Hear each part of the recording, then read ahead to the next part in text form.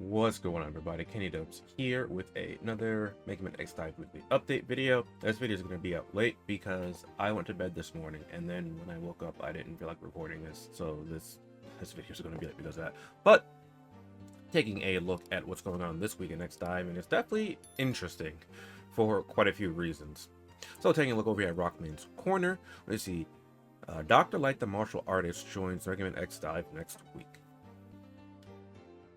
Next week, the global version of X Dive will see the addition of Dr. Light, the martial artist, come to the North American server, while the European server will work on Detroit and Angie, who already have an early release on the North American server. Additionally, the Latam server will receive Dark Mega Man EXE. I'm not sure how far behind Latam is behind us right now in terms of dive festivals, but they're getting Dark Mega. I'm assuming with the curated pools. EU's getting Detroit and Angie, which NA just had, and now NA is getting martial artist Dr. Light. And the reason why I say that's interesting, to say the least, is because I'd mentioned it before that how global is accelerating for some reason with the character releases and shifting around the order. Well, martial artist Dr. Light didn't come out this early initially in the Taiwan version. We actually skipped like 2 or 3 dive festivals to bring Dr. Light forward, or bringing Dr. Light forward. He came out like 2 or 3 dive festivals later. And for those of you that are aware, I believe it was after martial artist Dr. Light came out is when we got Dive Armor 0 in the Taiwan version. That's not going to happen in the global version, hopefully. But for I assume that the ones that were supposed to come after Jordan and Angie are going to come pretty soon, next month, because this will take us into the first week of February. Most likely, if it's going to be a 2-week dive festival, I assume it is, because that's how it's been alongside the curated pools. But this also means that this is, in the Taiwan version, this was the last unique character that they got, right? Back in June of 2022. And now we're getting martial arts Dr. Light at the start of, in the middle of January. So that has me a little bit worried, because that means we're going a lot faster, and that means we're going to go right into the limited section of X Dive, where I mentioned it in other videos, where it's just been limited character after limited character. It's been like, dive festivals, seasonal units, alt units, and things of that nature. And we got Gaia Armor X last week. So now we have 2 more units this year slated for the general pool. Those would be Nana and Gate, are the only other 2. Gate in Town version came around Valentine's Day, and then Nana came like a month after that. So hopefully there's not a lot of units that many people want this year, because this year is going to be something. But enough about that. Starting next Wednesday, players at NA server will have a chance to get the limited character Dr. Light, martial artist Dr. Light. Is that like the martial artist Dr. called martial artist Dr. Light? Maybe it's whatever. His cap will come with a single free 10 pull. That's pretty good. Once the more popular pickup banner will be available, feature base, GS, base double cross, front and center. Players will get a free voucher to activate the capsules on the 7th login day. Ooh, that's pretty nice. When it comes to DNA code, next week, base, GS, and base double cross and Dive Armor X get theirs unlocked. To my knowledge, these 2 already have it in global. Someone told me like they were stealth added, but Dive Armor X did not have his. And I looked at these on stream. I was like, oh yeah, I'm like they are there. So that's interesting. Dive Armor exiting DNA. I'll believe it when I see it. We've been told that it's coming soon TM for months. So when I see that in the game, I will believe it. The EU server will be getting their original dive characters, Drake, Claire, and Angie, in 1 capsule. Single free temple will be available. Dive Armor X's DNA will be unlocked there too. Okay. New popular pickup will be available. Zero Nightmare and Dive Armor X as the featured characters. The players will get a free vote. Wait. So Dive Armor X isn't going to be in the featured. Isn't going to be in the popular pickup banner for global. Or for, and that's weird, because he's getting, if they're giving him DNA and he's not on the pickup banner, that's kind of weird to me. Especially considering the last time we've seen Dive Armor X, I'm pretty sure was his initial dive festival, because of how the pools are curated for global. So that seems really weird to me that he's not going to be featured if they're unlocking his DNA then. Anyway, Latam will be getting Dark Mega DXE, comes with single free 10 pulls, DNA will be unlocked right away, and Dive Armor X DNA will be unlocked too. Latam will get populated pickup. Be the same for the EU server, Zero Nightmare. Yeah, see, like, these two, like, it makes sense for EU and LATAM. I'm just gonna assume that this was like Dive Armor X is supposed to be here as well with these two. Or maybe just don't put base GS there, just put Dive Armor X instead. I don't know. That doesn't make much sense to me. But the spring capsule is coming up as well. All servers will be receiving the spring capsule, which is expected to function similar to how it did in the Taiwanese version of the game. Players will get lucky coupons by logging in every day, and additional coupons can be acquired by completing various missions like correct energy radio data, conduct research, etc., etc. Later, lucky coupons can be used to activate a capsule 1 or 10 times. If you're looking at the direct S-rank character or weapon, you'll get 1 extra memory. I feel like it was a little bit different in the Taiwan version. I might be thinking of a different capsule kind of thing there for that, but yeah, that's it for what's going to be in the update for the global version. I did want to... There's one more thing that I was worried about with Martial Arts Dark Light coming this early. There are some true limited time units coming up soon, and they came just after Martial Arts Dark Light as well. For those of you that, like I said, know me, watch my content before, you know I like Base Cross Mega Man, and he came right after Martial Artist Dr. Light. So now I'm worried that I'm gonna get slammed with Martial Artist Dr. Light and actually like the few Die Festival characters that I legitimately want this year. No, there's a few. There's more than a few, but there's definitely 2 upcoming that should have been released after Drain Angie, or 3 that I had interest in, alongside Base Cross Mega Man. So I might get slammed back to back with 4 banners I want to pull on with like 30k EMs. So that might be miserable, but we'll have to see how it goes for the time being. And let's take a look at what's going on in the Taiwan version real quick.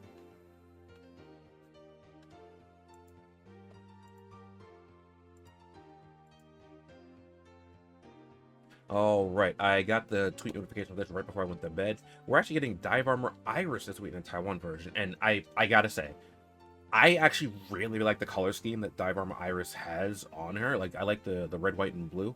It kind of reminds me of Gundam. Was it Wing Gundam? I don't remember, but I do like this color scheme already, even just seeing this picture of her. So Rockman X9 is expanding its roster of Dive Armor characters this week with the addition of Dive Armor Iris, previously teased back in November. Oh, wait, really? Huh. Dive Armor Iris comes in shortly after the release of Dive Armor Rico Tail in 2022, and by the looks of things, she won't be the last character to receive a Dive Armor upgrade. Well, yeah, that makes sense. We still have the other OCs to get Dive Armor, especially since Rico got one. Makes sense. A little bit surprising to me that Iris actually got one, just because I thought they would go for other characters first. Like, I thought they would go for the other OCs. So that's not something I was expecting at all. Dive Armor Iris's first active skill is Halo Slash. It deals damage to enemies in range and scatters 12 enemies seeking energy blades that can penetrate terrain and obstacles. 12? I'm gonna have to see that in action. That active skill is Blinking Slash, an extremely quick dashing strike when using the arena. Oh, that's Colonel's skill. Oh, okay, so I guess they're kind of leaning into the kind of how Iris and Colonel were supposed to be like one being kind of thing with this Dive Armor and Iris. Okay, well, that's interesting. Teleport to players, location, no terrain. Whenever it's passive grants her a shield, other passive skills against her enhance her attack or defense over time. Okay, that's interesting. In addition, this week we'll release chapters 20-4 and 20-5 in the game's story mode. These new chapters will bring the players closer to the conclusion of the current arc, with the final chapters that are released in the coming weeks. Look forward to it. Again, I'm not sure if it's actually going to be the final chapter. I think it's just this final arc, and then they'll have some other kind of story, kind of like with War of the Visions and other games of that nature. But let's go ahead and take a look at Martial Artist Dr. Light on my Taiwan account real quick. All right, here we are on my Taiwan account taking a look at Dr. Light, the martial artist. I always thought it was martial artist Dr. Light, but here he is. We got good old Dr. Light here, out of the lab and ready to throw some hands. Let's take a look at the splash screen here. Very, very nice. Let's take a look at the active skills. First up, we have the Budo Hadoken.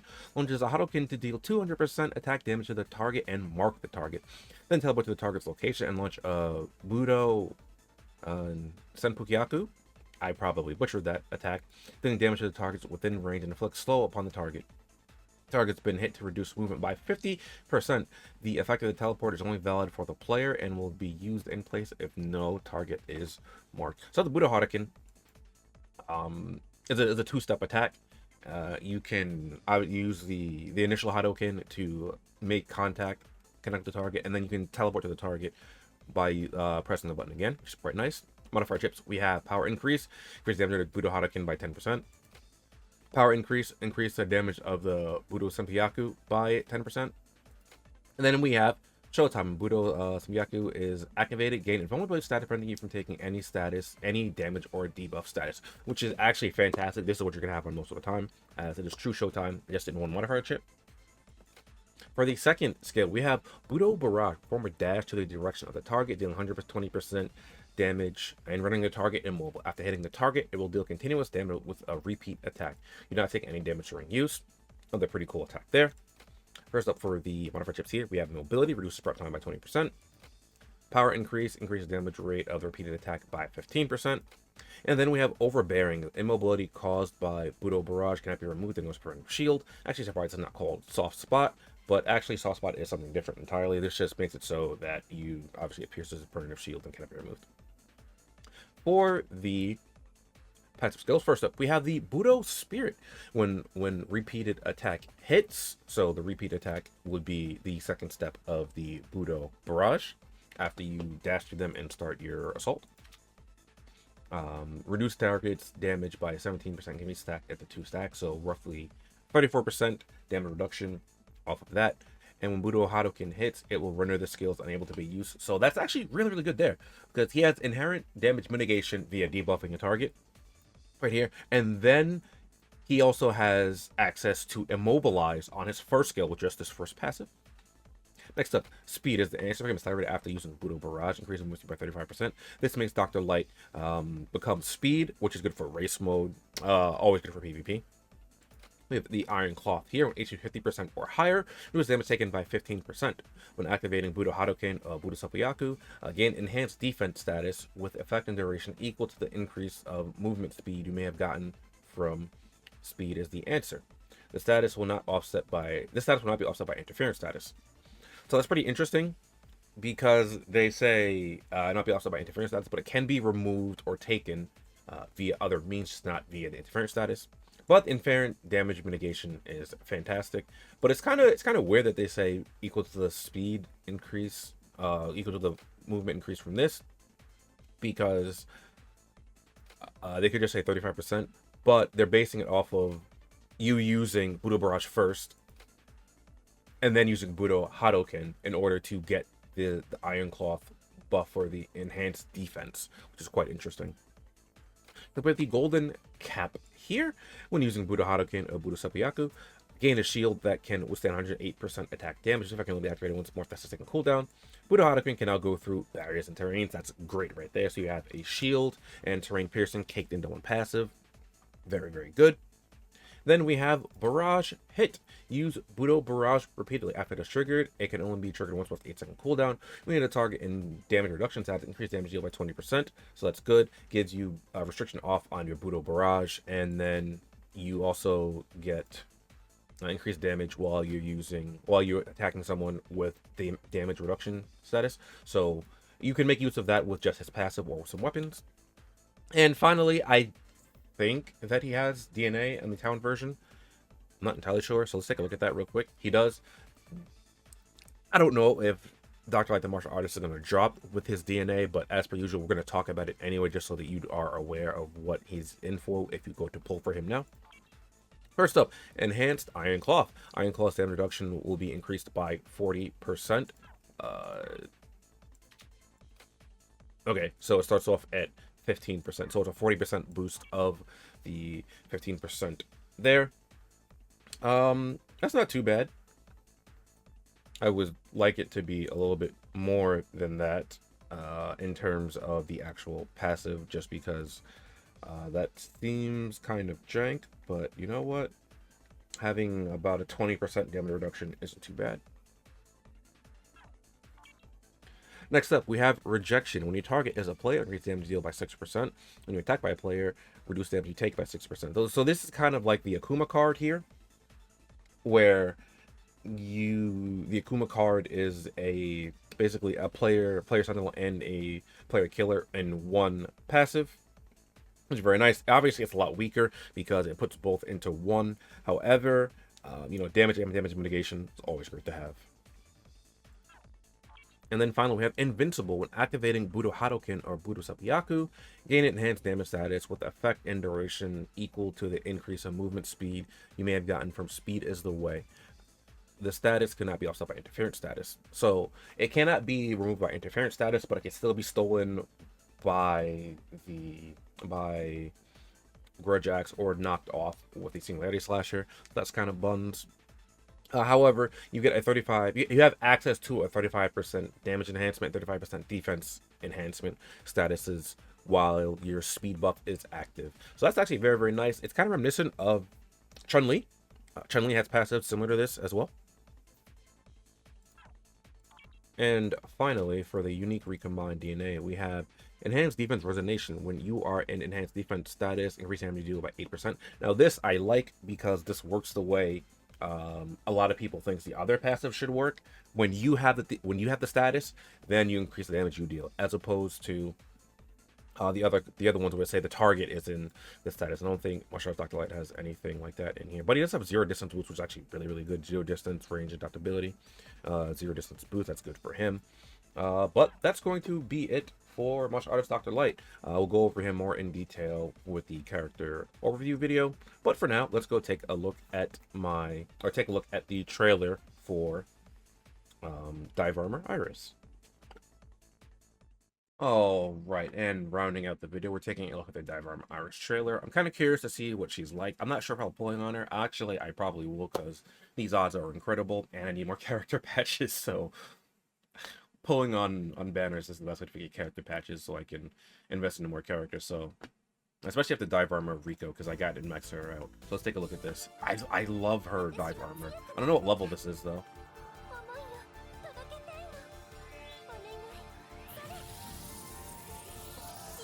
I also kind of like Iris Another as well. Okay, the eye. So the eye looks like a J for her. Oh, let me turn. Oh, that's what they meant. Oh, okay. That's how they meant they released as 12. Okay. Wait, what? What? I'm not reading a text at the bottom, so I definitely missed something. Is that a Genmu? Genmu and like some kind of follow-ups? Okay. Alright, let's take a close look, see if we can like extrapolate any more critical information for this. Hold on. I turn it down a little bit too. Okay, deal damage to enemies in range. This scatters 12 enemies using energy blades that can penetrate terrain and through obstacles. Yep. That's pretty cool.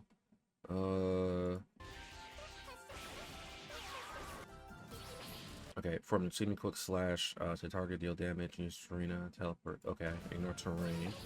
So one of them has to have modifier chips that change the skill. Because like you see right here. Oh, oops, I didn't go back far enough.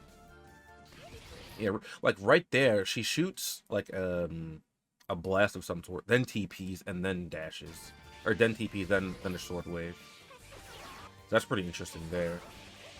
And then right there, she just raw launches it, and then right here you can see like what seems to be like missiles or some sort coming out, kind of like how Rico has her own missiles come out from her charge cannon.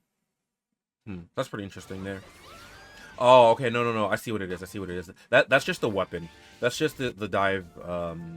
That's just the cannon that she used right there. Okay. No. Yeah. So they fired the cannon and then they used Working Slash. Okay, that's my mistake there. Because I can barely see the Fantasia cannon down there, and you can't see it because I'm blocking it. So. Okay. Also, for clarification, because because you can't see the weapon. When she makes the fire pillar here, that's because at least I think she's the one making it. I don't remember if Zero can make the fire pillar, but she has the Red Lotus Saber on, so the Red Lotus Saber can make pillars like that when it connects with an enemy. So that's likely what that's from. There. Okay, Dive Armor Iris looks interesting. I'll probably be pulling for her as per usual. Right as the banner goes live on Wednesday. I'm not really interested in her, but I do want to like I need to pull for more characters. So, but the odds are incredible. So I will likely pull her within like I would say sub 10 pulls. I think I would probably get her in. But yeah, that's gonna be it for this video. Let me know what you guys think down below about the things that are coming to various servers this week, or how do you feel about potentially like changing up how the release order of characters dress, like accelerating some characters, or even putting two onto one Die Festival banner. Because honestly, if they put two characters that I want on a Die Festival banner, being V and Celebration Rico, hey, you know what? Better for me. That means I don't have to pull on two separate banners. But then that might suck because I might not get either of them. However, that's going to be it for this video, and yeah, I'll catch you guys next time. Later.